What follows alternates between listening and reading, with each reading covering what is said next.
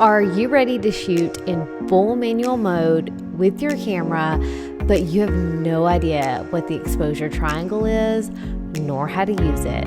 If that's the case, you're in the right place. Today, I'm going to be talking about the exposure triangle, what it is, and all the things. For all the mom photography tips and all the mom hacks, make sure you subscribe below and give this video a thumbs up. If we haven't met yet, hi, I am Kayla Brint. I am a motherhood photographer and founder of Mom Photography School, where I teach moms how to take beautiful everyday photos of their family. And in Mom Photography School, I talk a whole lot about the exposure triangle, and that's exactly what we are going to be doing today. So let's jump in. First off, what is the exposure triangle? Well, the exposure triangle is made up of 3 different components. There's shutter speed, ISO, and aperture. These 3 things work together to give the exposure of an image, or how bright or dark the image is. So the 3 components of the exposure triangle work together to give you an image that looks really good. That's why we can get images that aren't too bright or too dark on a bright sunny day. We can also get really good images inside where it's a lot darker. It's those 3 elements working together. How do you feel when you put your camera in manual mode?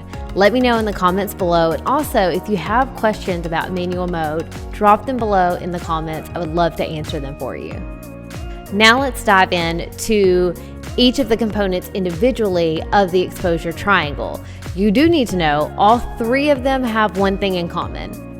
They affect how bright or dark the image is, also known as the exposure of the image. Get it? Exposure triangle.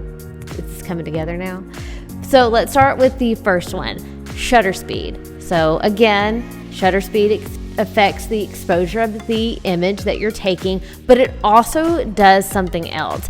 It affects the motion of the photo. It can either show motion, also called motion blur, or it can freeze motion. So this is why we have beautiful images of hummingbirds and we can see their wings like still. And also NASCAR. This is the reason why they don't always look like a blur, or they do look like a blur. That is because of different settings for the shutter speed. So let's take the NASCAR. I know nothing about NASCAR, by the way, but a car that goes fast. We can get an image of that car where it is still, and we can get an image of that car where it is blurred because it's going so quickly. And that is dependent on what the shutter speed is set to. So shutter speed equals motion. Do know this. The shutter speed is the component that can royally mess up a photo. There is no Photoshop to fix a blurred photo. Like, you can't do it. If your shutter speed is wrong, then it's blurred, the whole image is blurred, not intentionally, it cannot be fixed post-production. Lightroom, Photoshop, nothing can fix that. So it's very important for us to learn how to use our shutter speed correctly, which you're in luck. I have a video on that, so make sure you check that out after this one. Now, let's jump into my favorite of the 3 components. Can I have a favorite? Because I do. It's aperture. Love aperture. Again, exposure triangle, it's a part of it, so it affects how bright or how dark the image is, but it also controls what's called depth of field. Have you seen images where there's like this gorgeous blurry background? Like, I used to shoot weddings and I had like this, the mother of the bride come up to me and say, Kayla, I love your work. Can you please Photoshop that beautiful blurry background in some of these images? I nodded my head and said, yes, ma'am. But really, that's not Photoshop. That is done in camera. And actually, it's done in lens. It has to do with your lens. But the aperture is what controls that blurry background, also called depth of field. So aperture, again, the exposure, how bright or how dark an image is. Also, it controls the depth of field, which gives you that blurry background or not. If you don't want a blurry background, say you want a landscape photo and you want everything to be in focus from what's right in front of you all the way into the distance, that is also affected by aperture.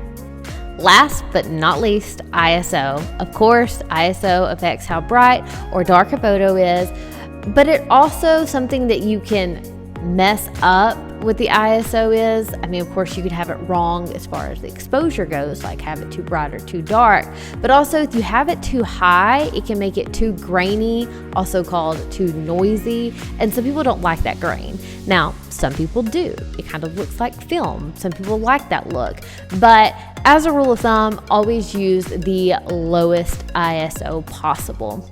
Back in the good old film days, a photographer would go out, look at the situation they were shooting in. Was it a bright sunny day? Was it an overcast day? Was it really, really dark outside? How was your lighting situation? And they would grab a roll of film that had a set ISO, and they would put it in their camera based on the lighting situation. Of course, we aren't using film, or you may be, but I'm assuming you're taking pictures with a digital camera. We still set our ISO first. However, we have a little advantage because I've been in a lot of situations. It's been a bright sunny day and I had my ISO set accordingly. And then all of a sudden a cloud rolled in and it completely drastically changed. Well, I don't have to take my film out and waste film. All I have to do is change my ISO if needed. So ISO, of course, changes how bright or how dark the photo is, but it also gives the image grain or noise if you are shooting at a really high ISO. So as a rule of thumb, use the lowest ISO possible.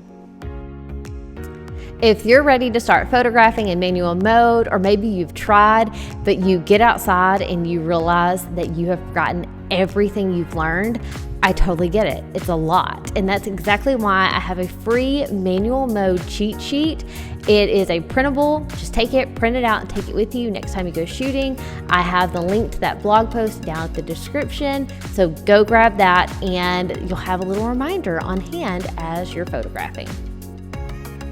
There you have it, my overview of the exposure triangle. Of course, there is a lot more that goes into this, but this is a good launch pad, a good foundation for you to build on. So hop on to my next video about the first component of the exposure triangle, shutter speed. If you like this video, make sure to give it a thumbs up and subscribe below. I will see you in the next video.